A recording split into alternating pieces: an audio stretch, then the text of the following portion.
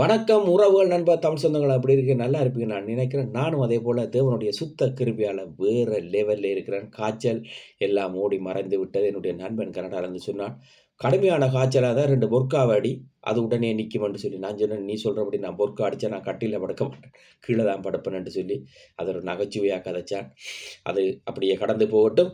அதேபோல நேற்றைய தினத்தில ஒ 9 மணியில இருந்து நேற்று ஏறக்குறைய இரவு விடிய வரைக்கும் எங்களுடைய ஜெப சுவிசேஷ திருச்சபையினர் ஜெபிச்சு, அதேபோல பிரசங்கங்களை கொடுத்து, பாடலை பாடிக்கொண்டு எல்லாத்தையும் செய்து கொண்டிருந்தார்கள். நான் சரியாக 10 மணி கடந்த பிறகு வேலை சற்று ஓயும் பொழுது, நான் WhatsAppல் போய், ஆன்லைனுக்குள் போய் அவர்களோடு ஜெபிக்க தேவன் கிருபை கொடுத்தார். அப்படியே ஜெபித்து நான் எல்லாம் வந்து என்னுடைய இடத்துக்கு வந்து செய்யும் பொழுது, ஏறக்குறைய 12:30 மணி வரைக்கும் நான் அதில் தொடர்ந்து பயணித்துக் கொண்டிருந்தேன். அதுக்கு பிறகு நான் உறங்கிவிட்டேன். தேவன் அப்படியாக ஜெப சுவிசேஷ திருச்சபையை மிகவும் உன்னதமாக இந்த பிரான் தேசத்தில் தேவன் ஆசீர்வாதமாக விசுவாசிகளோடும், சபை போதகர்களோடும், மற்ற ஊழியர்களோடும் தேவன் பயணித்துக் கொண்டிருக்க எனக்கும் கொடுத்த கிருபைக்கு சலாக்கியம் பாக்கியத்துக்காக கோடான கோடி ஸ்தோத்திரம். அதேபோல எல்லாரும் என்னுடைய ஒவ்வொரு பதிவுகளையும் பார்த்துவிட்டு என்னோடு பேசக்கூடியவர்கள் அண்ணன் தம்பிமாராக இருக்கிறவர்கள் பேசுகிறார்கள். அதே மாதிரி என்னுடைய நண்பர்கள் பேசுகிறார்கள். இன்னும் நாங்கள் அடுத்த கட்டங்களுக்கு போக வேண்டும் என்று சொல்லி விருப்பப்பட்டு கொண்டிருக்கிறோம். அது நல்லபடியாக இருக்கும். நிச்சயமாக நான் நிறைய மாற்றங்களை செய்ய வேண்டும் என்று சொல்லி என்னுடைய சிந்தனையில் ஓடிக்கொண்டே இருக்கிறது. எல்லாத்தையும் செய்ய வேண்டும். அது நிச்சயமாக மாற்றங்கள் உண்டு. வன்னி மலைத்துளி யூடியூப் மிக ஒரு பிரசித்தியாக மாறும். அது மாற்றத்துக்குரிய உழைப்பை நான் தக்க விதத்தில் கொடுக்க காத்திருக்கிறேன். அதேபோல ஒரு தம்பி வேற நாட்டிலிருந்து ஃபேஸ்புக் ஊடாக பழகி அவர் என்னோடு கேட்டிருந்தார். இந்த நாட்டுக்குள் வருவதாக இருக்கிறோம் அண்ணா, எப்படி சூழ்நிலைகள், எப்படி என்ன மாரி என்று கேட்டு அன்பாக என்னோடு பேசியிருந்தார்.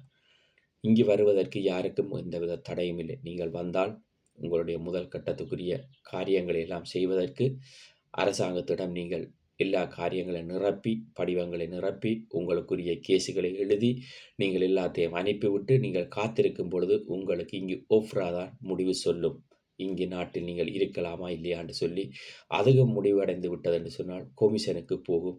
கொமிஷனும் முடிவடைந்து விட்டது என்றால் ரீஅப்பிளுக்கு போகும். ரீஅப்பிள் முடிவடைந்து விட்டது என்று சொன்னால் உங்களுடைய ஸ்ரீலங்கன் பாஸ்போர்ட்டை எடுத்துக்கொண்டு நீங்கள் ஒரு தமிழாக்களுடைய கடையில் வேலை செய்து கொண்டு 8 பேசிட் எடுத்துக்கொண்டு நீங்கள் 3 அம்போக்கள் 3 வருஷம் காத்திருக்க வேண்டும். 3 அம்போக்களை எடுத்துக்கொண்டு தான் நீங்கள் உங்களுக்கு இமிகிரண்ட் விசாவுக்கான காரியத்தை பார்க்க முடியும். ஆனால் இந்த காலங்களில் பிரான் தேசத்தில் உண்மையான சிச்சுவேஷனை சொல்லுகிறேன்.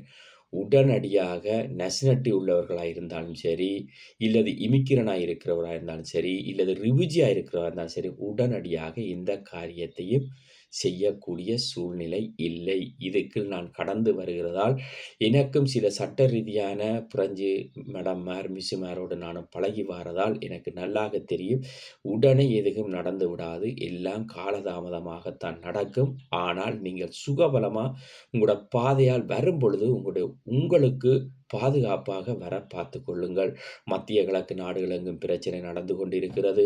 மத்திய கிழக்குகளுக்கு மேலால் ஃப்ளைட்டுகள் பறப்பதற்கு மிகவும் சிரமத்துக்குள்ளாக்கப்பட்டிருக்கிறது.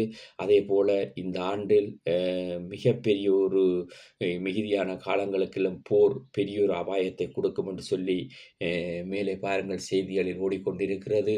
அதே மாதிரி சூழ்நிலைகள் எல்லாம் மாற்றமடைந்து கொண்டிருக்கிறது. எல்லா இடத்திலும் போர் பதட்டத்துக்காக ஜனங்கள் எல்லாம் பயத்தோடு அச்சத்தோடு இருந்து கொண்டிருக்கிறார்கள். அதை நீங்கள் ஒவ்வொரு நாளும் டெலிவிஷன்களிலும் பார்த்து கொண்டிருப்பீர்கள், வலைதளங்களிலும் பார்த்து கொண்டிருப்பீர்கள். அதை நீங்கள் பார்த்து உங்களோட பயணத்தில் கவனமாயிருங்கள். அதேபோல் அதே தம்பி என்னிடம் கேட்டிருந்தார், அண்ணா நீங்கள் சில ஒப்பிசுகளை எல்லாம் பதிவு வைக்கிறீர்கள், அது எல்லாம் எப்படியான இடங்கள், அது எந்த இடங்கள், அது என்ன மகிமையான காரியங்கள் என்று கேட்டிருந்தீர்கள். அதை நான் உங்களுக்கு முதலே பதிவு செய்திருந்தேன். நான் காலை வேலை செய்வது இந்த பிரான்சில், அதாவது இல்து பிரான்சுக்கு முடிவோடு இருக்கிற 78 டிபார்ட்மெண்ட், அது ஒரு பெரிய பீரோ. அது பிரான்சுக்குள் மாத்திரம்தானா என்று சொன்னால் இல்லை. Australia, Canada, London, New Zealand, Denmark, Norway, Swiss, Italy, Holland, அப்படி சகல நாடுகளுக்கு போன் தொடர் ஊடாக முக்கியமான கொந்தாபிலிட்டி சம்பந்தமான காரியங்களை செய்து கொண்டிருப்பார்கள். அவர்கள் எல்லா இடத்துக்கும் மெயிலிலும் டெலிஃபோனிலும் தான் அவருடைய வேலை. கம்ப்யூட்டர் ஓடிக்கொண்டே இருக்கும். அதுக்கு வைக்கப்பட்டிருக்கிற சாமான்களுடைய விலையெல்லாம் மிக உயர்ந்த சாமான். 130 பேர் வேலை செய்கிறார்கள். அவர்களுக்கு சொகுசு படுக்கை அறை அங்கே இருக்கிறது, சொகுசு குளியல் அறை அங்கே இருக்கிறது, சாப்பிடுகிற இடங்கள் எல்லாம் மிக பிரசித்தியமானது. அவர்கள் இருந்து வேலை செய்கிற கதிரைகள் எல்லாம் அவர்களுக்கு முதுகு வருத்தங்களோ, இல்ல கை, கால் வருத்தங்களோ, எந்த விதமான களைப்புகளும் இல்லாதபடிக்கு அது சகலதும் ஆங்காங்கே கேஃபே மிஷின்கள், அங்கங்கே குடிக்கக்கூடிய போசோன் மிஷின்கள், அங்கங்கே தண்ணி மிஷின்கள், சகல வசதிகளும் செய்து கொடுக்கப்பட்டு எங்களுடைய டிபார்ட்மெண்டில் இருக்கிறது. அதை அந்த தம்பி பார்த்துவிட்டு கேட்டார், "மிக அழகாக இருக்கிறது" என்று சொல்லி கேட்டிருந்தார். நான் இனி வருகிற நாட்களில் வன்னி மலத்துளி யூடியூப்புக்கு நான் 15 நிமிட வீடியோ பதிவுகள் செய்ய வேண்டும். அதுக்காக எடிட்டிங்கள் செய்யப்பட வேண்டும் என்று சொல்லி விருப்பப்பட்டு கொண்டிருக்கிறேன். அதேபோல் ஐயா இளையராஜாவினுடைய பாடல்களுக்கு நாங்கள் ஏதாவது ஒரு வீடியோவை நாங்கள் பதிவேற்ற வேண்டும் என்று சொன்னால், அதற்கு அவர்கள் ஆத்தரைசேஷன் இல்லாமல் இருக்கிறது. அதேபோல் அதுக்குரிய காசுகளையும் கேட்கிறபடியினால் தான் நான் வேற மியூசிக்களை வைத்துக் கொண்டு போய் கொண்டிருக்கிறேன். அது அப்படியே கடந்து செல்லட்டும். அதே தம்பி கேட்டிருந்தார், "அண்ணா நீங்கள் ரெஸ்டாரண்டில் வேலை செய்கிறேன் என்று சொல்லியிருந்தீர்கள். என்ன ரெஸ்டாரண்டில் வேலை செய்கிறீர்கள்? அது எதை முக்கியத்துவம் கொடுத்த ரெஸ்டாரண்ட் என்று அந்த தம்பி கேட்டிருந்தார். அது உண்மையிலேயே நான் வேலை செய்கிறது கடலோடு சம்பந்தப்பட்ட ரெஸ்டாரண்ட். நண்டு, கனவா, இறால், மீன், சிப்பி, நத்தை சகலதும் வரும். சகலதையுமே என்னுடைய கரத்தில் தான். என்ற செப்புக்கு ஏற்கனவே நான் சொன்னபோல 2 விரல்கள் இல்லை. அவர் அதே இடத்தில் தான் அந்த சம்பவம் நடந்ததால் அவருக்கு அந்த வேலை தொடர்ந்து அவர் தான் பொறுப்பாக இருக்கிறார். அப்பொழுது நான் அந்த இடத்தில் சகலதையும் நான் தான் என்ன செய்யணும் என்று கேட்டால், எல்லாம் பியூரா வரும். பதப்படுத்த வேண்டியது என்னுடைய பொறுப்பு. பெரிய பெரிய பூர்கள், பெரிய பெரிய இதுகள் தான் இருக்குது. எல்லாம் பதப்படுத்தி எல்லாத்தையும் நான் செய்து கொடுக்கணும். அதேபோல் ஆடும் மாடும் அந்த 2ம் இருக்கும். மற்ற எந்த இதுக்கும் அதுக்குள் இருக்காது. அதுக்குள் எல்லாமே விலவுடின. அதாவது முதலாவது வந்தவுடன் நாங்கள் கொடுப்பது ஓந்தரை என்று சொல்வார்கள். ஓந்தரை மாத்திரம் அந்த ரெஸ்டாரண்டில் ₹17.90. டெசர்ட் அதேபோல ₹21.90. பிழா ஏறக்குறைய 50லிருந்து 70 வரைக்கும் இருக்கிறது. சரிதானே? அப்படியே அந்த வேலைகளுக்கு நான் பலமாகி விட்டோம். அதாவது சொல்வார்கள், நல்ல ஒரு எக்கிப், நல்ல ஒரு டீமா நாங்கள் அதுக்குள்ள வேலை செய்கிறோம். முழு வேலையை நான் கற்றுக்கொண்டு விட்டேன். அதை முடித்துவிட்டு இப்பொழுது நான் காலையில் ஒரு வேலை செய்து கொண்டிருக்கிறேன். இப்பொழுது என்னிடம் சீனுவா நாட்டைச் சேர்ந்தவர்கள் நான் இருக்கிற இடத்திலிருந்து பக்கத்தில் அவர்களுடைய இடத்துக்குள் ரெஸ்டாரண்ட்டுக்குள் திங்கட்கிழமைகளில் எனக்கு லீவு. அவர்கள் அதை கேட்டிருந்தார்கள். புதன்கிழமையிலும் பின்னத்தில் லீவு. அதையும் அவர்கள் கேட்டிருந்தார்கள். சனிக்கிழமையில் ஞாயிற்றுக்கிழமை நான் இந்த வேலைக்கும் போவதில்லை என்று சொல்லி இருக்கிறதில்லை. 2 வேலை ரெஸ்டாரண்ட்டுக்கு சனியும் ஞாயிறும் போக வேண்டிய கட்டாயம். ஞாயிற்றுக்கிழமை பின்னேரத்தில் நான் ஆலயத்துக்கு சென்று விடுவேன். அப்படித்தான் என்னுடைய வேலையிடங்கள் அது பலமாக ஓடிக்கொண்டிருக்கும்.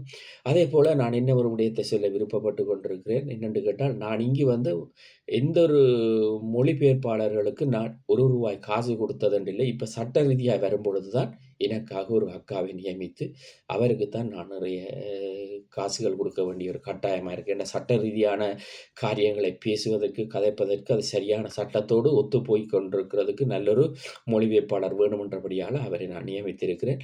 மற்றும்படி என்னுடைய சகல அனைத்து காரியங்களும் பேங்காக இருந்தாலும் சரி, இன்சூரன்ஸாக இருந்தாலும் சரி, வேலையிடங்களாக இருந்தாலும் சரி, ஹாஸ்பிட்டலாக இருந்தாலும் சரி, எல்லா இடத்துக்கும் என்னுடைய காரியத்தை நானே பார்க்கக்கூடிய அளவுக்கு தேவன் என்னை உயர்த்தி இருக்கிறார். அது தேவன் என்று சொல்லுறது உண்மையிலேயே தேவனுக்கு மகிமை.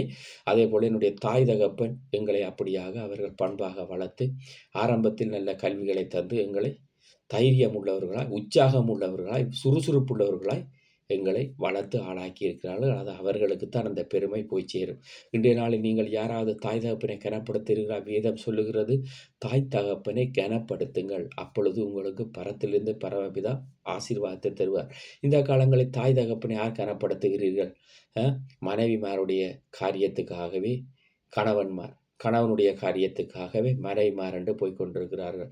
அதே போல் என்னுடைய நண்பர் கேட்டிருந்தார் ஒரு விடயம், மனைவிமாருக்கு கணவன்மார் பயப்படுவது சரியா தவறா? வில்லங்கமான கேள்விதான். என்னை பொறுத்தவரை அன்பு செய்யலாம், மரியாதை கொடுக்கலாம், பயப்பட வேண்டிய அவசியம் கிடையாது. காரணம் என்னென்று கேட்டால், ஒரு ஆண் தான் குடும்பத்துக்கு முதுகெலும்பாய் இருக்கிறான். அந்த ஆண் தான் முழுக்களையுமே தேடி பலப்படுத்துகிறான். ஒரு பெண் தாயாக இருந்து குழந்தைகளை பெற்று வளர்ப்பதை விட சிலர் ஆண்களுக்கு நீ சரிசமனாக ஓடினாலும் கூட வேதம் சொல்வது போல் எப்பொழுதும் ஆண் ஆண்தான், பெண் பெண்தான். இருபாலரும் சேர்ந்து ஓடும் பொழுதுதான் குடும்பம் மகிமையாக இருக்கும். இதில் பெண்ணை குற்றப்படுத்துவதோ இல்லது ஆணை குற்றப்படுத்துவதோ கிடையாது.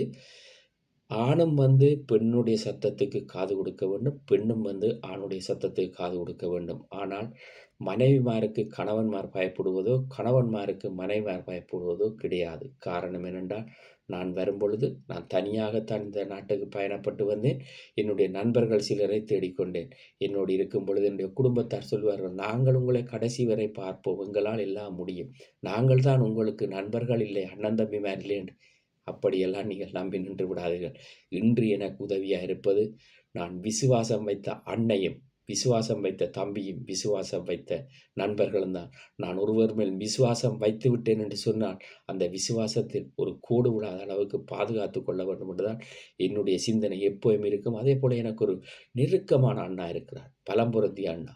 எந்த விடயத்திலும் அவர் நீண்ட காலமாக நாங்கள் பழகி வருகிறோம். அந்த அண்ணாவை நான் பார்க்கிறேன். அவ்வளவு ஒரு பலமான ஆள். இவ்வளவுதான் பலவீனம் வந்தாலும், இன்று வரைக்கும் தன்னுடைய வைராக்கியமான காரியத்திலும் சரி ஓடிக்கொண்டிருக்கிறார். மிக நல்லவர். எப்பொழுதும் பேசும்பொழுது அன்பா பேசுவார். எனக்கு அவர் மேல் அளவுக்கு அதிகமான விசுவாசம், அளவுக்கு அதிகமான அன்பும் இருக்கிறது. காரணம் என்னென்று கேட்டால், அவர் எங்களுடைய தேசத்திலும் ஒரு பலம் பொருந்திய ஆளாய் இருந்தவர். அவர் பெரிய காரியங்களை அந்த தேசத்தில் செய்து இங்கும் அவருடைய குடும்பம், பிள்ளைகளாம் செழிப்பாக இருக்கிறார்கள். அப்படியான ஒரு அண்ணனாக இருக்கிறார். அதேபோல பல நண்பர்கள் இருக்கிறார்கள். நண்பர்கள் எடுக்கும் பொழுது என்னோடு பல ஆறுதலை சொல்லுவார்கள். "மச்சான், எல்லாம் கடந்து போகும். இதை பார், அதை பார்" என்று சொல்லி. அதேபோல என்னுடைய நண்பன் மாத்திரம் மிக பாரப்பட்டு சில விடயங்களை என்னிடம் கதைப்பான். "நான் இவ்வளவு காரியங்களை செய்திருந்தேனடா. ஆனால் எனக்கு என்று ஒன்று வரும்பொழுது ஒருவர் கூட எனக்கு பக்கத்தில் இல்லை. நான் ஒன்று மாத்திரம் சொல்லுவேன். விழுந்து விட்டேன் என்று சொல்லி மனமுடைந்து போய்விடாதே. எழும்பி ஓடக்கூடிய பலத்தை தேவன் உனக்கு கொடுப்பார். தைரியமா இரு. எனக்கு 2, 3 பேருக்கு பெரிய காரியங்கள் செய்ய வேண்டும் என்று வாஞ்சிக்கிறேன். அந்த நல்ல உள்ளங்கள் 2, 3 பேருக்கும் பெரிய விடயங்களை செய்ய வேண்டும் என்று சொல்லி என்னுடைய உள்ளத்தில் மிகுந்த ஆழத்தில் நான் எழுதி வைத்திருக்கிறேன். அதை நிச்சயமாக நான் அவர்களுக்கு செய்ய வேண்டும். இன்றும் கூட தம்பியினுடைய சில காரியங்களுக்காக வெளியே செல்ல வேண்டிய கட்டாயம் இருக்கிறது. அதுகளை சென்று முடித்துவிட்டு இரவு வேலைக்கு போக தேவன் கிருபை செய்வார். நிச்சயமாக உங்கள் ஒவ்வொருவரிடமும் நான் கேட்டுக்கொள்வது, வன்னி மலைத்துறை யூடியூப்புக்கு வாங்க, பெல் பட்டனை அமர்த்துங்க, சப்ஸ்கிரைப் பண்ணுங்க. வாகனம் ஒன்று எடுத்து அதில் பெரிய ஸ்டிக்கர் வன்னி மலைத்துறை யூடியூப் என்று சொல்லி ஸ்டிக்கர் இல்லை, கண்ணாடியிலேயே எழுதலாம் என்று கதைச்சி கொண்டிருக்கிறேன். நிச்சயமாக எழுதி நீங்கள் அனைவரும் வன்னி மலைத்துறை யூடியூப்புக்கு பெல் பட்டனை அமர்த்தி சப்ஸ்கிரைப் பண்ணுங்க. இந்த வன்னி மலைத்துறை யூடியூப்பை வளர்த்தெடுத்து அநேக ஏழைகளுக்கு உதவி செய்ய வேண்டும் என்றுதான் என்னுடைய முழுமையான நோக்கம். நிச்சயமாக தன் தேவன் கிருபை செய்வார். உங்களிடமிருந்து விடைபெற்றுக் கொள்கிறேன். உங்கள் அன்பு அன்றன். நன்றி, வணக்கம் நண்பர் தமிழ் சொந்த உறவு அனைவருக்கும்.